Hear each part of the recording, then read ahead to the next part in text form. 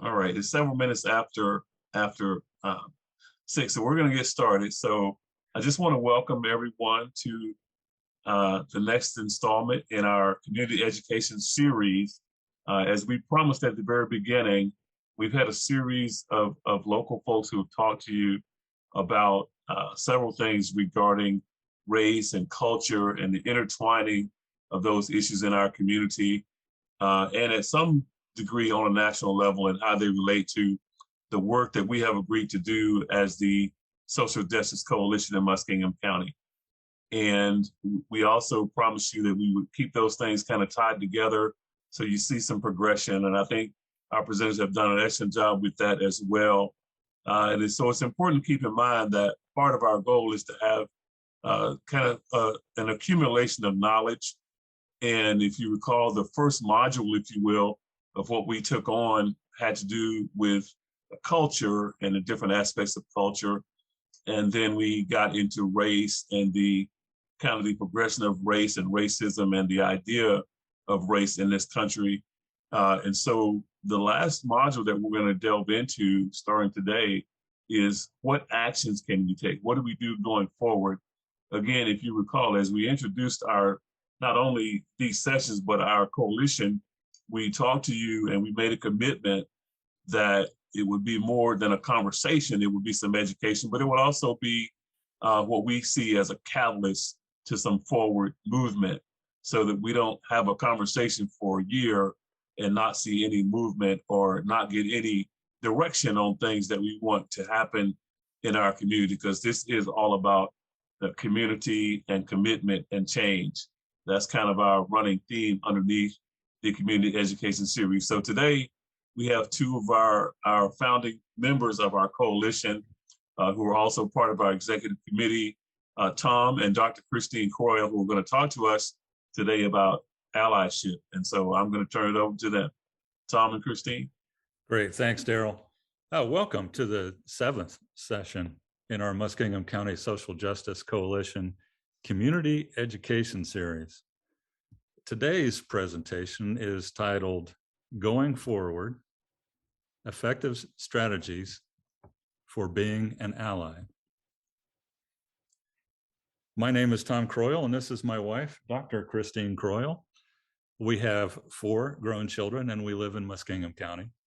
I am retired from a 41-year career in information technology, 23 of those years working for the state of Ohio. And Christine has been working in the field of education for 20 years, currently serving as a program director for Wokeology. And as Daryl mentioned, we are members of the Social Justice Coalition and have been since its inception last September. So we're coming up on our first anniversary. Stay tuned for that. Okay, so today we're going to continue with our community education series by learning together about the 5 W's and the H, or how, of allyship, starting with what is allyship, why we might want to be an ally, who can be an ally, how to be an ally, and last, we will dialogue together about the when and where we can take action. Many of you who are here today have been through this entire education journey with the library and the Social Justice Coalition. Others may be joining for the first time. The good news is that this session can be a good entry point for anyone, no matter where you are in your journey. Now put on your thinking caps, because Christine will walk you through a small exercise on what is an ally. All right, so to get us started today, I want you to consider what you think about when you hear the word ally right now. What does it mean to you when you hear that word or think about the idea of allyship? What word comes to mind? And Stephanie's going to put a link in the chat to a Google Doc where you can type in that word. Keep in mind, not a phrase, not a dissertation, not an expression or a definition, but just what word comes to mind when you think about the word or concept of ally. And you might have more than one word that pops in your head. Feel free to put those in that document. You can also plug them into the chat, and Stephanie can grab them from there and put them in the document for you. So take a moment and do that. Remember, just single words, no dissertation needed. Hey, Christine, I think the Google Doc won't let us edit, so I'm going to send in a new link that should Okay. let people edit it. All right. Thanks, Stephanie. You're always taking good care of us.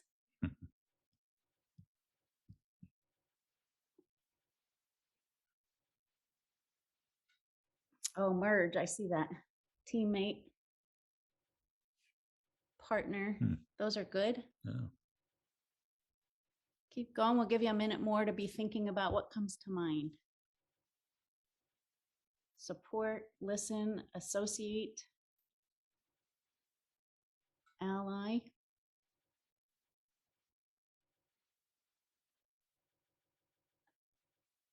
Friend, support, champion. Thanks, Susan. Sorry for the confusion with the Google Doc, but thanks for plugging it in the chat. Stephanie will grab it from there. Defender, protector, friend, comrade. Oh, these are all great. All right. So we'll revisit that later in our session. Now, Tom's going to share a little more about the technical definition of allyship. So what exactly are we talking about when we say allyship? This is Webster's definition for allyship. The state or condition of being an ally, supportive association with another person or group, such association with members of a marginalized or mistreated group to which one does not belong. In true allyship, equity, not equality, is the main goal. What does it take for everyone to have the same opportunity to succeed? Effective allyship seeks micro-level changes rather than macro-level changes. Not a leap, but a single step and then another. Left foot, right foot. When a community sees even small changes, they see momentum. And success breeds success. Cultural understanding is an effective tool in allyship. We've covered cultural issues in this series during the spring, as Daryl mentioned earlier. We've discussed cultural identity, cultural humility, and cultural relativism. If you missed these topics on culture, you may want to check them out in the library's YouTube channel under the Community Education Series playlist. When people become more aware of cultural differences, the hope is that occurrences of microaggressions, offensive comments, and other cultural insensitivities will naturally diminish. Allyship is not fighting against something. It is advocating for someone. Besides, a mindset of being for someone is much easier to look forward to. So let's move forward with our why. So I don't know if any of you are familiar with Simon Sinek's really popular TED Talk, Start With Why, how leaders inspire change.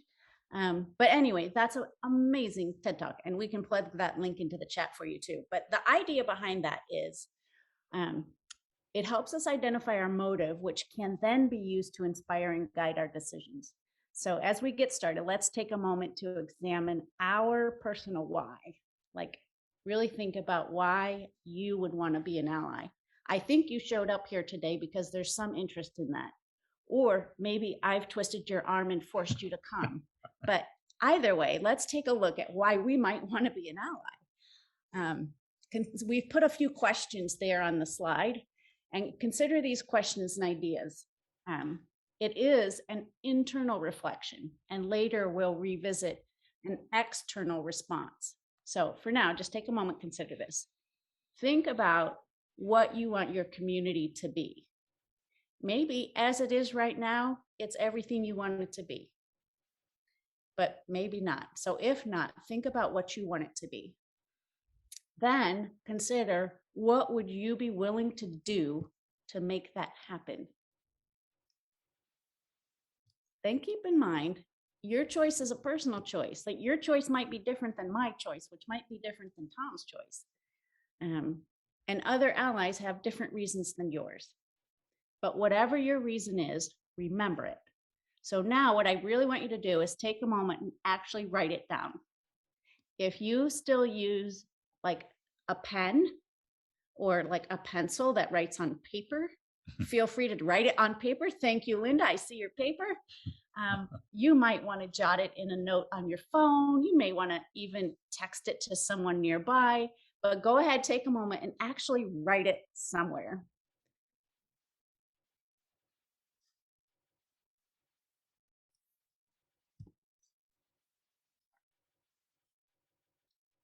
All right, I see a few people, looks like they're finished. You're finished writing. Can you give me a thumbs up, those who have your cameras on? Thumbs up, brilliant, okay, thank you. All right, so hold on to that. We're gonna talk a little more about motive later on in our session, so hang on to that, your why. So as we move in our next section on the domains of allyship, we wanted to share this video on empathy and sympathy for you to keep in mind as we take a deeper dive into allyship. So Brene Brown just happens to be one of my favorite authors and speakers. You may have heard of her. She has done a great deal of research on empathy, sympathy, courage, and vulnerability. All of these are going to come in handy as we step into being an ally. So let's watch and listen as she describes these concepts.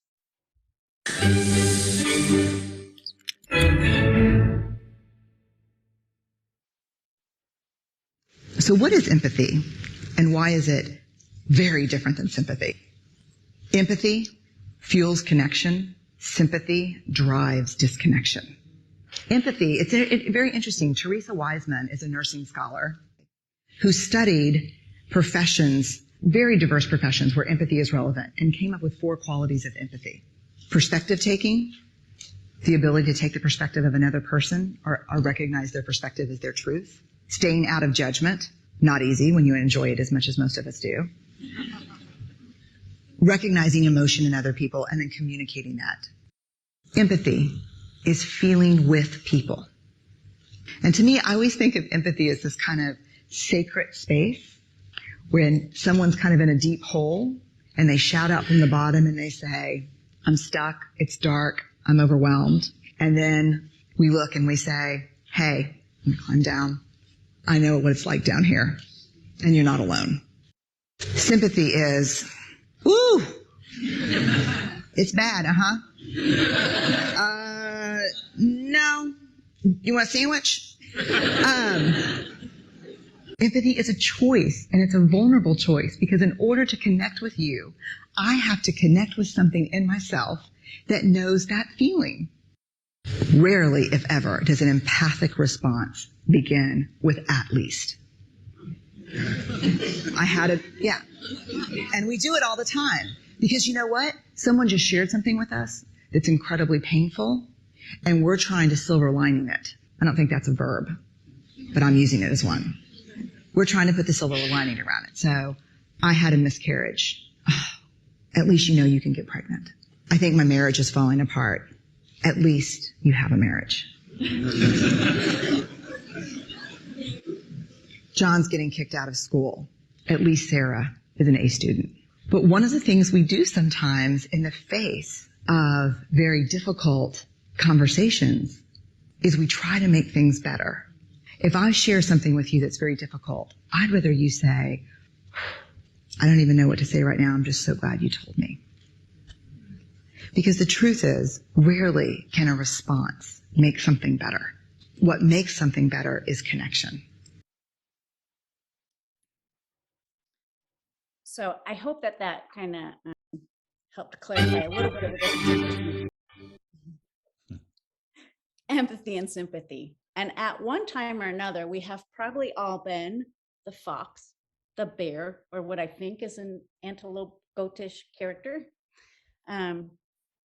And we really wanted someone to climb down that ladder and just be there and know. So keep that in mind as we go a little deeper into allyship. These skills will be important. So now Tom's going to share a little bit about the different domains of allyship. Thanks. You can see on this slide, there's a diagram that we've taken from a book by Dr. Brandy Baldwin called Authentic Ally. It shows a cross-section of change and awareness spectrums that I will be referring to as we discuss the domains of allyship. We may see what's going on in our society and get frustrated and want to engage for change, but we don't know where to start. It is difficult, but there are some steps we can take to prepare ourselves to engage. Dr. Baldwin describes 3 domains that define a series of steps that anyone can take in their allyship journey. Let's take a look at these 3 domains of allyship. The first domain we would like to cover today is the private or inward ally. This ally is the person who not only questions the marginalization of a particular group, they educate themselves on the who, what, when, where, and why that marginalization exists. They sense that something isn't right and are compelled to understand why. They dig deeper into than what's on the surface. We saw many doing this last summer during the library's community awareness series. The private ally may or may not even mention to anyone the research that they are doing. Their motive may only be to get a better understanding for themselves. The inward ally is high on both the high self-awareness scale and the high behavior change scale in this diagram. The second domain of allyship is interpersonal. This ally is talking about what they know. They may only be sharing their thoughts with friends and family, but it is a topic of interest. This conversation is open to both speaking and listening. Interpersonal allies' motives are both sharing what they have been learning and listening to understand what others believe. These conversations are seeking better understanding and empathy for each other's opinions, even if they only agree to disagree. The interpersonal ally is high on the behavior change spectrum and also high on the other awareness spectrum in the diagram. The third domain of allyship is the public or outward ally. This ally is an activist. They are willing to put their time, talent, and treasure into their support of a group or person. This ally seeks to join with other like-minded people to support the cause. They can either actively participate in the cause or donate to groups that do. They will put their reputation on the line for this group. The public ally is looking for more than just awareness. They are looking to achieve quantifiable change. The public ally is relatively low on their own behavior change spectrum. Their focus is on other awareness. None of these 3 domains is more or less important than any of the others. An ally's domain is their own personal choice on where they choose to be on an issue. Allyship is more about being than doing. Christine? Did you hear him say my name? Oh my gosh, we've been married so long, but every time he says it, it still gives me butterflies. Anyway, all right, we're moving from doing to being. So far, we've described what allyship is, but as Tom mentioned, there's more to it than that. We've covered a little bit about motives, but there are some allyship characters and characteristics. And again, we used Dr. Baldwin's book, Authentic Ally. We've read a few, watched several different teachings about it, and this one just seems to resonate with us. So we're giving you that framework, but you may find another framework more useful. This is just the one that kind of resonated with us, and we hope you'll gain something from that. All right, so let's take a dive in. She's grouped these into authentic and inauthentic. So let's start with inauthentic so we can leave this slide on a positive note of authenticity. We'll just cover a few examples. All right, so our first character, oh wait, let me go back. You remember Brene Brown, she mentioned our position is not really to judge others, no matter how good we are at it. So keep that in mind and let's just reflect as we go through this. All right, so our first character in the inauthentic allies is the anti-racist radical. They desire to be seen as anti-racist. They may know that injustice exists, but have not fully researched the causes and effects of it. They desire to be heard, but not really willing to listen. They may leave a conversation in a huff by saying something like, "Oh, you just don't get it." Their objective is the appearance of being part of a cause without really affecting any change in treatment or understanding. So our next inauthentic character is the thought police. They strive to isolate anyone who disagrees with them.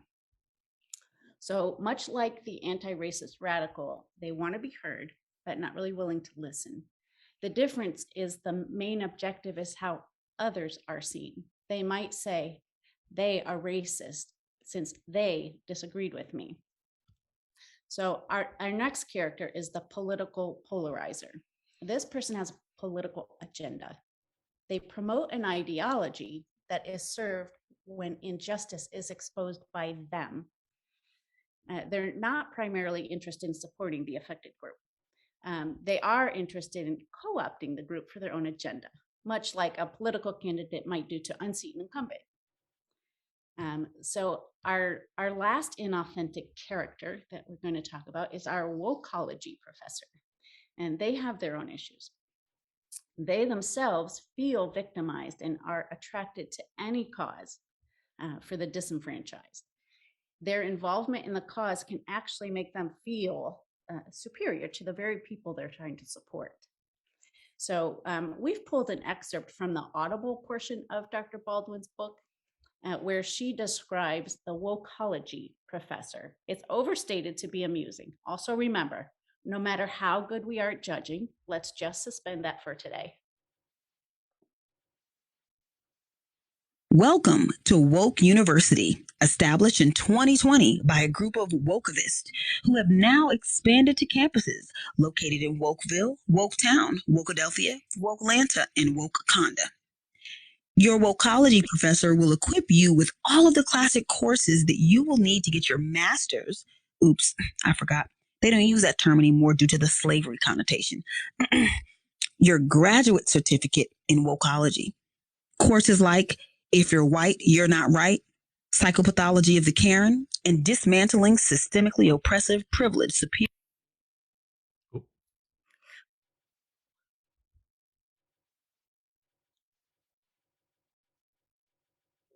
What happened? We've been censored. Okay. It's okay if you can't get the rest of that, Heather. It's no problem. I think people got the gist of it. Okay. Just Dr. Baldwin is doing this in jest, just so you know. Yeah. So you may have heard a little bit of yourself in these allies, these characters, but don't worry. There's probably a little of them in all of us. What's more important is progress. So let's talk about what it is to be an authentic ally. So the authentic ally leans into their discomfort. And if you've attempted being an ally, you know it's not very comfortable. And there can be situations that are quite uncomfortable. Many of their friends and family don't understand why they've taken up the cause. Maybe you can relate. They may not even agree that there is a cause. So the authentic ally may even have their own implicit biases toward the group they are supporting. But they support anyway, because to them, it's the right thing to do. And then they commit to addressing their own biases. So the authentic ally also understands their role. They know that they support and do not direct. And that was one of the words that I think many people plugged into the chat at the beginning, support. Their most important activity is to listen. They hear what needs to be done and they participate as a team. The authentic ally also acknowledges their change readiness. And I know there are some leaders in the community here that have gone through a change process, and you understand the importance of change readiness. So they can maintain their composure when confronted. They understand that they are now representing a cause more than themselves. Their poise in the face of confrontation may be the things that changes minds. The authentic ally also checks their lens at the door. Political, societal, religious beliefs may be what got them to the door, but those should be left at the door. Some of those with whom they are teaming may have other beliefs, so there's no room for that type of confrontation on the team. And lastly, the authentic ally uses critical thinking skills. As a matter of fact, we started this presentation with a thinking routine that we're going to visit again in a moment. Any effort worth pursuing must have strategy and may require strategy shifts over time. Acting strategically requires that critical thinking. Consider games you may have played as a kid or you still do, like Monopoly or chess or checkers. Those all require strategic thinking. So that kind of thinking takes effort. Allyship takes effort and the critical thinking. Adaptability and open-mindedness are required for success. So Tom, tell us a little bit about who can be an ally. Well, let's see, who can be an ally? Well, actually, anybody can be an ally. There is no demographic, occupation, ideology that can't contribute to allyship. The better question might be who should be an ally. But rather than should on ourselves, let's consider a question that needs to be answered by anyone considering becoming an ally, which is, what would be your motive? Knowing the answer to this question is so important to being an ally that it warrants more discussion than any of the other prerequisites. The other prerequisites merely determine how well your allyship will go. But first, let's address the motives. You really have to ask yourself why you want to be an ally. We touched on this earlier to get you thinking about it. Remember when you wrote down your why? Take a look at that again as we take a deeper dive. So again, we're going to start with some inauthentic motives, just so we can end with authenticity. Here's one: because everyone seems to be doing it. Or to prove that you're anti-racist or woke. To be a savior for lesser people. Let's go to an authentic motive. A genuine care about your community and everyone in it. Bingo, that's the one that counts. And if that's your motive, you are definitely ally material. It is really important that you answer this question for yourself. This answer can help you sustain your efforts. As we said before, it is more important to be an ally than to do ally. What to do becomes more apparent to you if you start by identifying as an ally. Then it becomes easier to know that your efforts are advancing the cause and that you won't pursue efforts that don't. Many of us have attended diversity training in the workplace. Much of that training discusses the importance of diversity, but not much is said about our own personal traits that need to be addressed. There are personal prerequisites to authentic allyship. Here are a few. Know your motives. Why do you want to engage in allyship? I know I'm repeating myself, but you won't be effective unless you know why you're doing it. Know your triggers. Your emotional competence is important to the cause. You will probably be challenged at some point in your allyship. Expect it, accept it, and move on. Don't be dependent on positive feedback. You may not get it. Don't be discouraged by conflict or a lack of progress.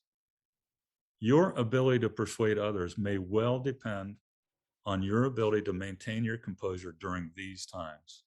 This is a marathon, not a sprint. Avoid the burnout. Know your community's challenges. Prioritize your support to those issues that your community needs most and that you have evidence that demonstrates that need. Be clear on what is current state and the change that you are advocating for. Know your influence. Influence is what brings you to the table. Your particular communication skills or memberships might help to influence change. If you are choosing to support ally groups, do your research. Make sure that these groups are doing positive ally work. Christine, tell us more about the how of allyship. Sure thing. What I love is that anyone can be an ally. There are so many times when I messed it up. I didn't get it quite right. I had to check my motive. Oh, and boy, did I get triggered.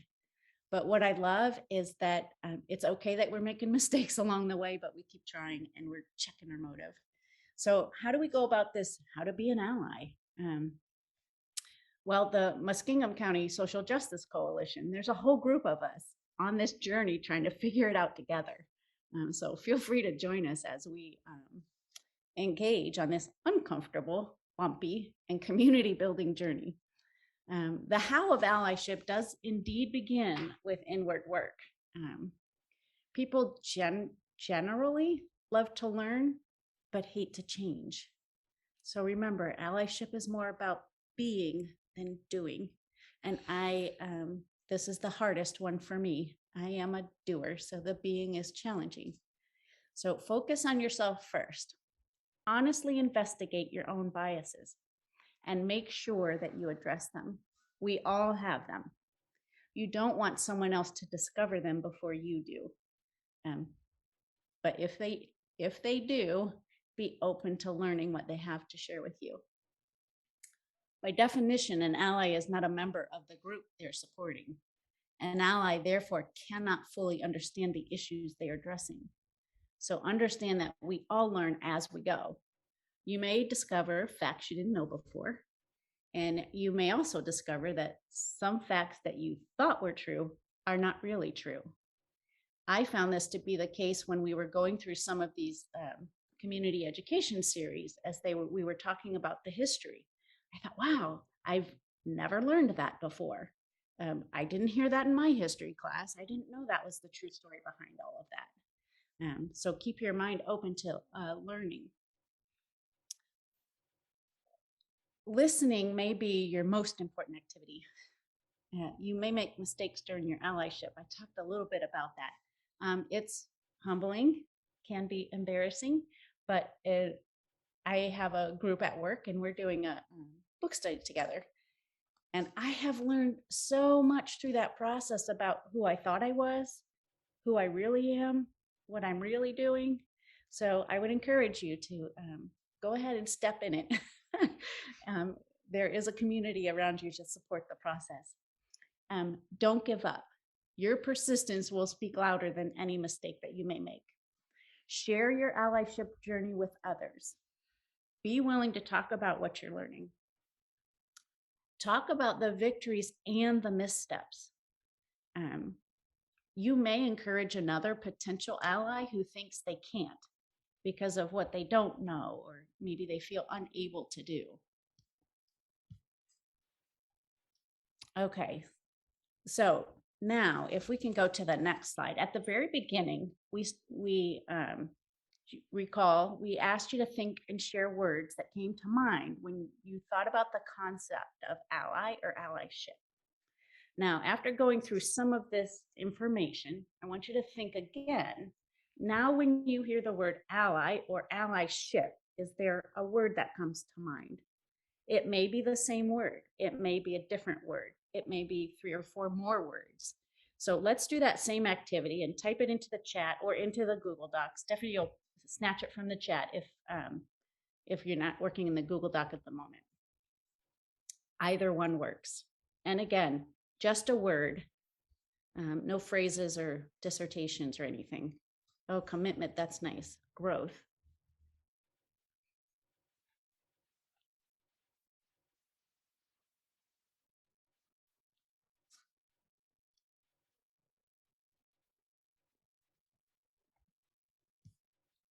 I'll give us a little time to do that. Supportive, support. Cooperation. Connection.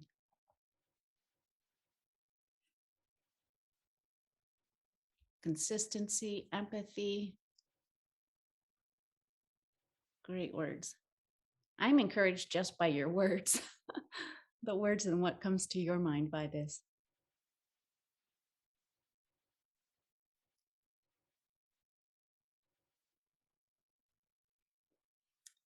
Okay, Stephanie's going to grab all those words and plug them into our Google Doc. While she's doing that, I want to share with you that this activity is a thinking routine designed to make our thinking visible.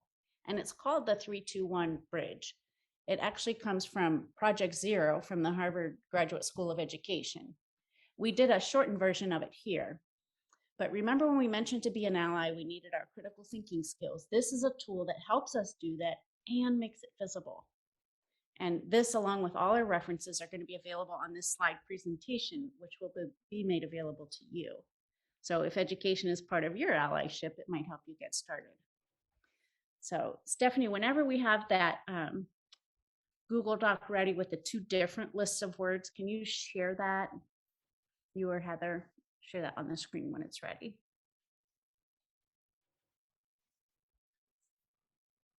And I can't thank the library enough for working behind the scenes, scrambling frantically as we're talking, capturing all of this and go ahead and share. Is that okay? Oh, you've got it, Heather. Thank you. There it is. All right. So when you look at these 2 lists, the one on the left and the one on the right, do you notice anything? Anything different or similar? Feel free to type it in the chat or just unmute and share what you're thinking.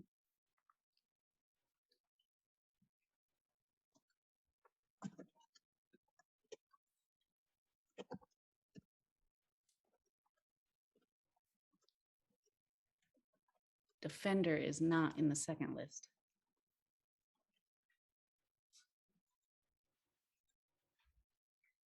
The second list centers the marginalized group better. Action words versus a person. Oh, that's interesting. The words on the right engage with the marginalized group. More feeling.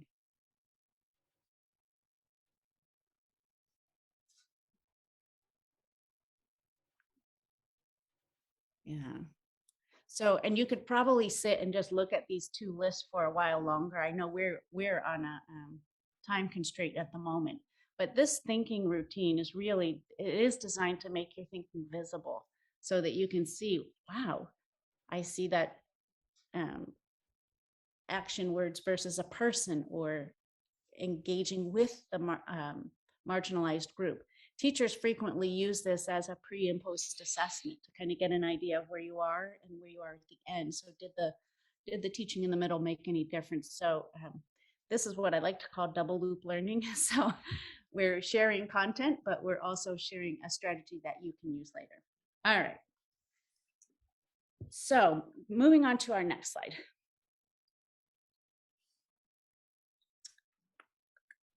All right. So you'll recall that we covered the why, the who, the what, and how. And now it's time for the action of when and where. So when will you be an authentic ally? And where will you be an authentic ally? Really consider a day in your own life. And like if you just think, even if you just think about today, when you woke up this morning until this moment tonight, where can you be an authentic ally? And maybe you were today, but if not, are there points in your life, in your day? And keep in mind, the possibilities really are limitless. And they can be personal, but they can also be shared with someone else. The important part is that this will help us create that lasting change in our community. When we first talked about what do we want to see in our community, so we're going to take a little time. This is the end of our, technically the end of our presentation, and we're going to throw it back to our leader, Daryl, to open the floor now for us to begin to discuss this when and where. That's not a thing that anyone can really tell you, but I think as a community, we can begin to dialogue about what that looks like. So Daryl, we're going to throw it back to you, and on that slideshow, you'll see all of our references, and also, you'll see our Facebook, and follow us on Twitter, Muskingum County Social Justice. All right, Daryl, all yours. Well, thank you so much, Tom and Christine. Of course, an excellent presentation as we expected. And so I just want to encourage folks to engage a little bit and think about what you've heard and what has been shared with us in terms of what an ally is and what it is not. I know that Tom and Christine wanted us to focus on the positive And I think they did a good job with keeping us there. But it's important also to think about what something is not, or what some circumstance is not. And so if you have thoughts on, Christine pointed out at one point in the presentation, this might be something where you see yourself and you go, oh my gosh, that's me. That's what I have done, or that's what I still do, or that's what I'm trying not to do. So if you have any kind of thoughts along those lines about some place in the presentation where you really saw yourself, where you learned something, you had an aha moment or anything like that, if you want to ask a question about it or hear more about it, or share just a brief take on if you had that kind of moment during the presentation.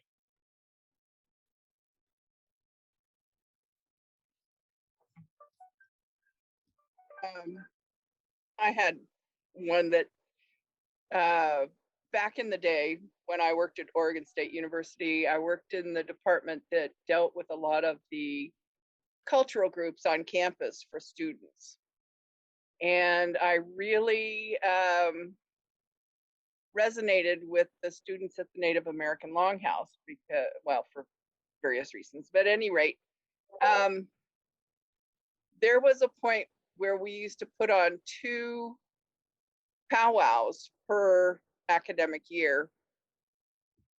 And one of the advisors, I was an assistant, so I was helping. One of the advisors then came to me and said, it's wonderful that you want to help, but you're taking over. You're not allowing the students to learn from their own involvement in this activity. And I immediately got my feelings hurt because I thought, oh, all I want to do is help. Well, sometimes helping means stepping back and letting other people do the work and learn from the activity. So here I was, I'm older than all these students. I've done organizational things before. I used to work for a hotel chain where I put together conferences and stuff. So I thought, well, I'm just helping.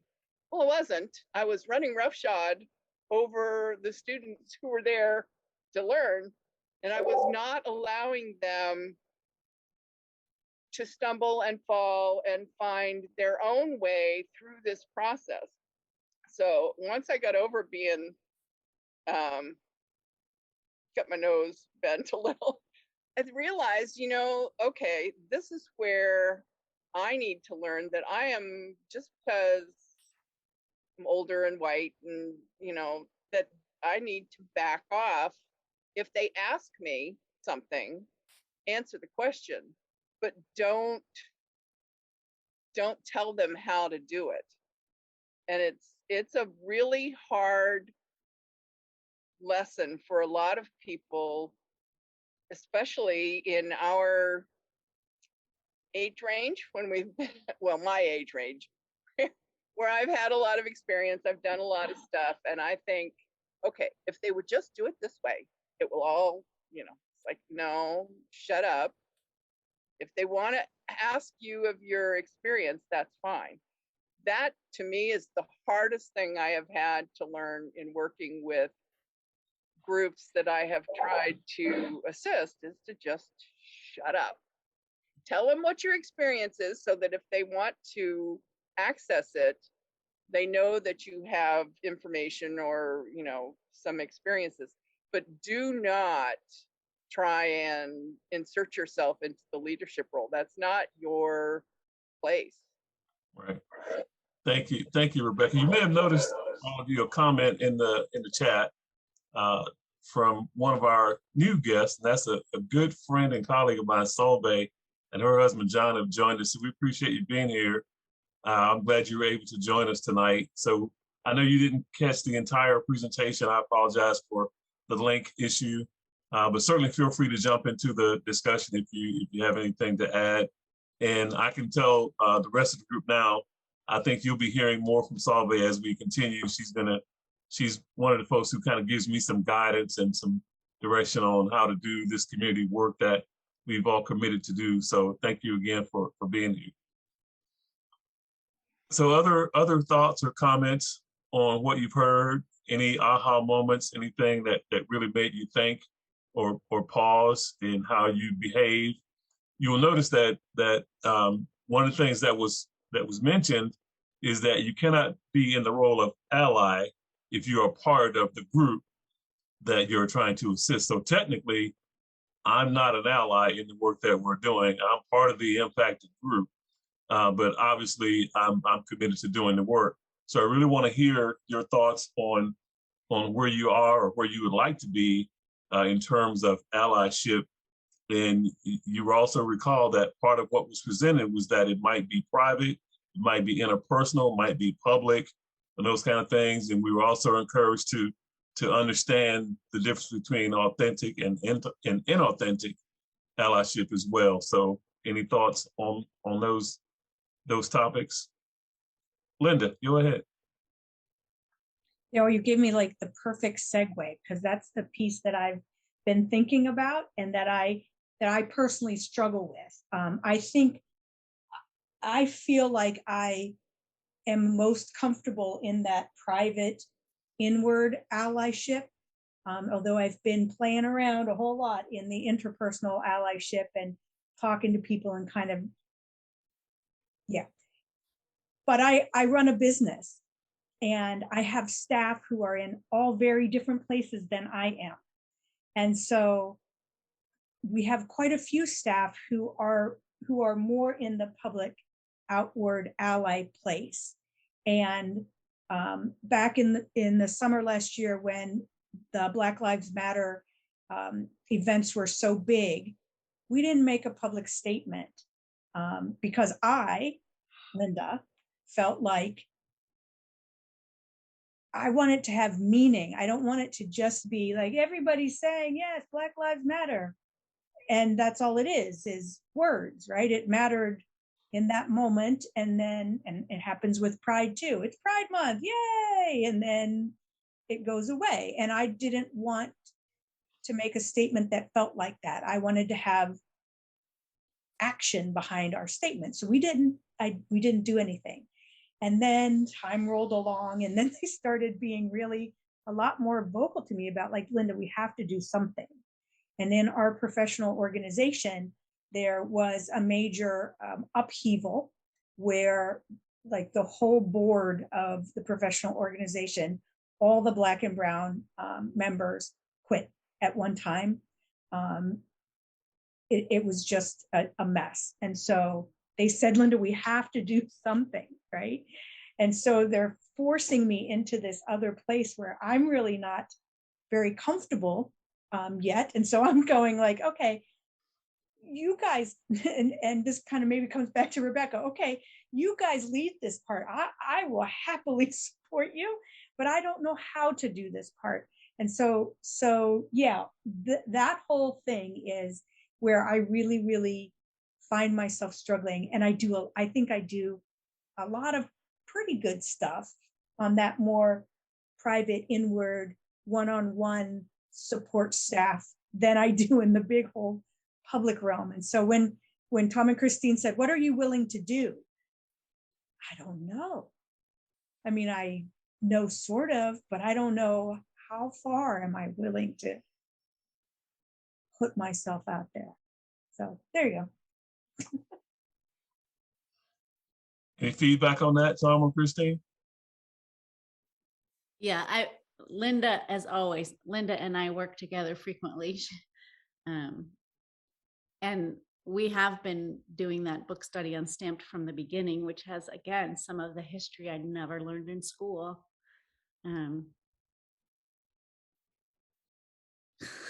We've had this conversation, like, how much are we willing to do? But what I appreciate the most is the courage and vulnerability to say, this is where I am. And I think if you don't get to that point, you can't really go beyond that if you don't know where you are to start with. So I appreciate your willingness to even look at it. And as a leader of a company, hearing your staff push you, that's okay. Right. And I would encourage you to go ahead and step out under their direction, step in it. If you make a mistake, you're not alone. I have definitely stepped in it. And we are definitely stepping out there. So yeah, I'm following. So something that I would add to that, Linda, that I hope is encouraging to you and really to anyone else who might be in a similar position. One of the things that you will remember from the presentation was the idea that sometimes you're going to be challenged with having taken a position or having affiliated yourself with a certain group or a certain cause. And so I would encourage you to think of it this way. Even if there's not necessarily a lot of individual action on your part, if you are willing and able to withstand the challenges that you might face when someone says, well, why are you a part of that group? Or why are you taking this particular position? Or why are you advocating this particular policy? The ability to, I call it absorbing, the ability to absorb that criticism and continue to stand is a strength in itself. And it's something that's important in itself. And I can tell you as a person who's a part of the group and not in the ally role, that can be incredibly important. You know, one of the things that my father taught me is that sometimes when you stand up for what's right, you might find yourself standing alone. And that's uncomfortable, but sometimes that's where you find yourself. And so if you find yourself standing for something and there's other people standing with you as an ally, sometimes that is incredibly helpful and important.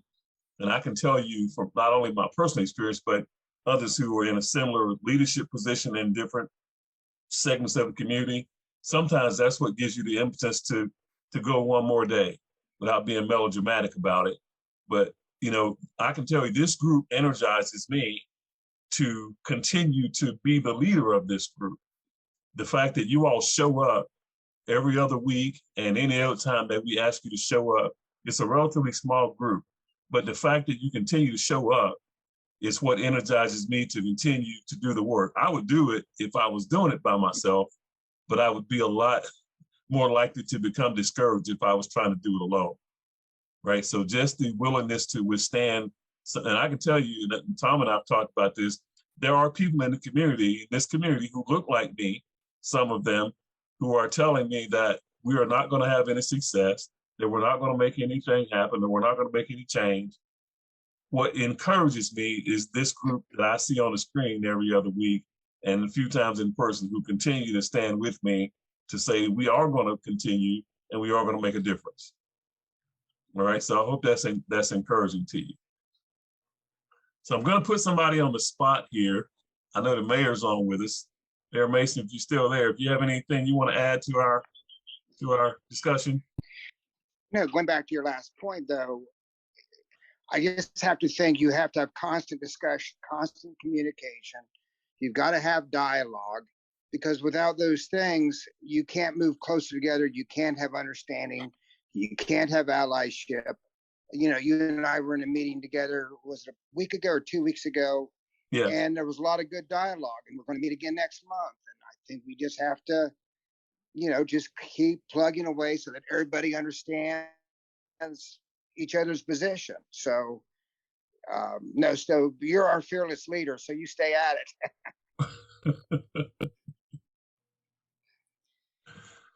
Well, I appreciate that. Thanks, Mayor. Any other thoughts or comments? Daryl, I would like to comment. I'm almost embarrassed to say this, but I think it's important. I know I talk about my mom a lot, but you know, her superpower, I always say her superpower was empathy. And she was all about community. And when I was younger, I was very selfish, very all about me. And being Black, and a lot of people not realizing that I was able to not really be concerned about the issues of the Black community. Like, it was not a big deal for me. And like I said, I'm embarrassed to say that.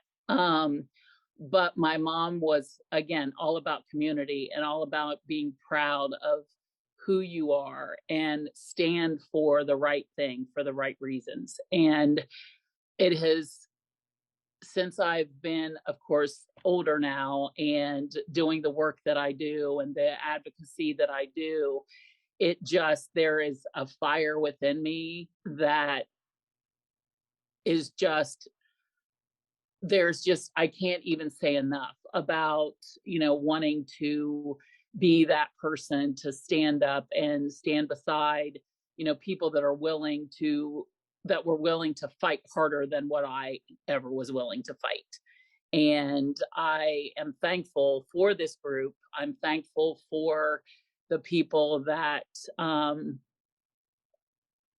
have joined in this fight and can see the inequalities and the hurt that unfortunately I believe that a lot of young people don't see. They're going through it, but they really, they try to, ignore it or whatever. And I believe that it's people, like this group that is going to make a lot of people aware of what they've been ignoring for a long time.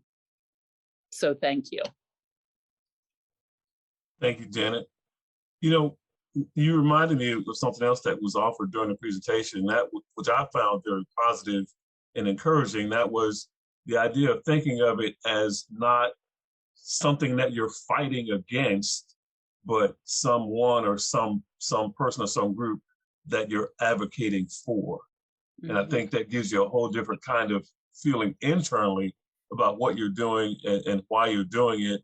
And to me, frankly, I think it makes it a lot less negative internally, because it doesn't feel like a fight. It feels like here's a challenge that I'm up for. I'm up for this challenge. Mm-hmm. And there are other people standing alongside me who are also up for this challenge. And so it's not a fight, it's making progress towards a challenge that's before you. And I think that should be a much more of a positive way of approaching the work that we're doing in the community. We talk about commitment and collaboration and change, and all those are very positive things. And so we try to frame it that way and think about it that way. So I don't want to add too much more commentary, but I do want to make sure that we give everyone a chance to offer any thoughts or any feedback. Again, Salve and John, I know you all joined us a little bit late, but if you care to add anything to the discussion, feel free to jump in. Well, I'd just like to say I'm sorry I missed much of the presentation because we're having link issues. And I just want to say that this is important work, and I'm really pleased that your community is willing to do this and as many people have showed up as they have. And I would like to see what else you're doing, and I would like to have this be part of what every community does. So I applaud you for these efforts. And Daryl, Daryl keeps doing good things for the community and for the state. And I'm really pleased that he's part of this. So thank you. Thank you. I'll make sure I share the information with you so you can have a nice opportunity to go back and view all the previous sessions. Again, I think they have been very well connected and very well presented. So you'll see kind of the scope and the progression of what our presentations have included and entailed. And it's been a very dedicated group that has been doing the work so far. So we look forward to having you participate with us as much as you're available to do that. We appreciate it. Thank you. Thank you very much. This is great. Yeah. So anything else from anyone? I know we are, Rebecca? Yeah, I'm sorry to talk so much, but at some point previously we were talking about how to do this. How do we actively be an ally? And it brought to mind back when I was at Oregon State, and we were working a lot on, this is a long time ago, so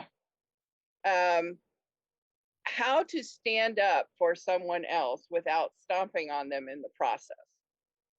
And one of the techniques that was presented to achieve this goal is to think ahead of time, because you know, a lot of times when a situation presents itself and you see an injustice or you see a situation that you feel like you should insert yourself into, well, first think, do I really need to do that? And second, is it going to be beneficial if I do? But one of the ways to be prepared for that is to have a script in your mind so that you can use it as a teaching moment, not a confrontational moment. So, you know, whatever situation that you're in, like I was at a university working with student cultural groups, so we would have kind of practice sessions where people on staff would say, okay, you're with the Hispanic Student Union or you're with the Longhouse group or whatever, and this situation arises, what are you going to do? How can you assist the student in this situation? And by being prepared ahead of time, you aren't going to be as likely to put your foot in it because you will have thought through the process. You're likely to be more beneficial and not confrontational and agitate the situation. And you're going to have a teaching moment rather than a confrontational moment. So what that left me with all these years later is that I generally think about who I'm going to be in a meeting with or a group with or whatever, and think about who I know in that group and who's likely to be a challenge. Sometimes people surprise you, but you know, and if you think ahead of time, you know, that person's going to say this or they're going to insert this, because people have their hobby horses and they like to ride them to death. You can pretty much guarantee, once you've gotten familiar with a group, who's going to do stuff. If you're prepared ahead of time, you can use their hobby horse to pull your little wagon. Yeah. You know, but it means you have to think ahead of time and have it prepared. Otherwise, you kind of sit there with your mouth flapping, going, you know, and then the moment's gone, and you're home, and you think of 50 things you could have said or done. You think about that beforehand, you're ahead of the game. Yeah. That's good insight, Rebecca. I think I try to do that for two reasons. One, it stops you from being caught totally unaware and off guard, but it also gives you an opportunity to give a cogent response without getting caught in your own emotion. If it's something that's presented in a very confrontational way, it gives you a chance to respond without being overly emotional about it. So I think that's a good segue. I'm going to throw back to Tom and Christine if they have any kind of closing thoughts or advice for us on, you know, when and where to be an ally. Well, I would, you know, say that, you know, thinking back on the history of our coalition and, you know, having started with the, you know, community awareness series from the library, which really for me, I mean, you know, I don't think any of us expected to be part of a group as a result of that. It's just that we kept showing up to learn more. And then we started building a relationship with each other. And then we, you know, we became a team, and, you know, we talked about what could we do. And, you know, none of this was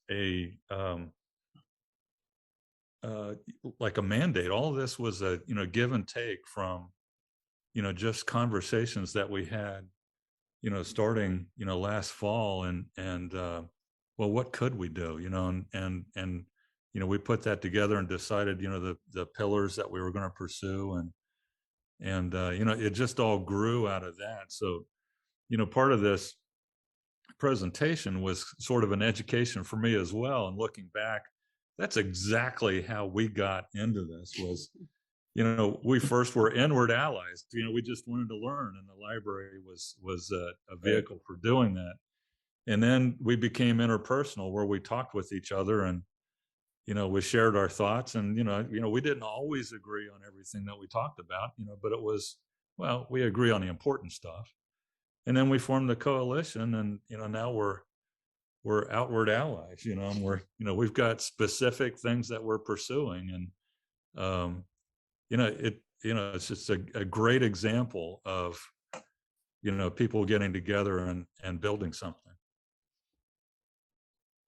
I love that. Even the opportunity that we had to do this learning process ourselves to end up here to give it to you, it wasn't always pretty. But it certainly was a journey, and we did learn a lot. And I think the thing that I would leave with you is keep showing up. Yeah. And I think, Daryl, you hit that. These people keep showing up. Stand up and show up and keep doing it. It can be frustrating too.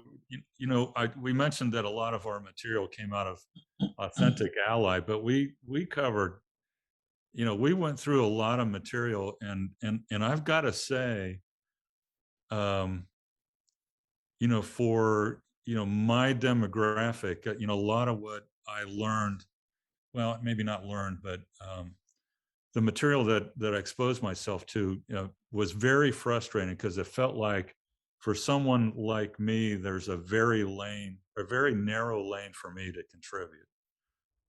And I'd come back and, oh gosh, you know, that I don't know what to do now. You know, I read this whole book and I don't know what to do. And you know, I think that's kind of a microcosm of what the world is that, you know, you're going to run into obstacles. You're going to think you're making the wrong moves. You know, you're going to get a negative reaction for an attempt, you know, but keep trying, you know. I mean, you know, this has been an issue for so long, and it's time that we put it behind us. All right. Thank you very much, Tom and Christine. We really appreciate you. And I just remind all of you that what you heard is really good information. And, you know, Solveig, you mentioned earlier in our conversation about hoping that other communities do the same. And I can tell you, this group is committed to creating not only this series, but our entire coalition on a model that we do hope that other communities emulate and reach out. And folks have been actually accessing our information already. So you can tell from the quality of that presentation, we're not shooting from the hip. People are putting the work in to bring good information to our community and develop some progress towards what we have committed to do. And I absolutely appreciate that.